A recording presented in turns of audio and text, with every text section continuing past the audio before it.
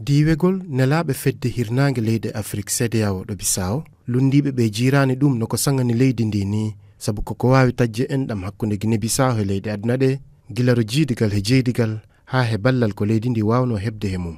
Oumar Sissoko Embalo lundiɓe ɓe bi ɗi faala waynorde laamu mum gaddangol lontoyroɓe mum ɓe caɗele to banggue jokkodiral leydi ndi.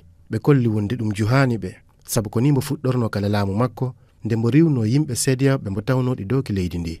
Wondiɓe makko ɓe kande jirani ɗum noon ɓe bi CEDEAO aranani baylugol sariya leydi ndi kono ko geragol no hebde pamodiral e dow dejre tawɗi teddini yumma sariya leydi ndi. Kono wona ɗum wonoyi he yi'ede ko porsugol juɓɓingol woreji ɗo jonani bawnugol hoorejo leydi ndi o tottirgol suudu sarɗiji ndu e dow ɓe ndu wonanani e piiji goɗɗi ɗi jadani he sariya leydi ndi ko ciwrintingol wonde e puɗɗagol golle nelaɓe fedde CEDEAO.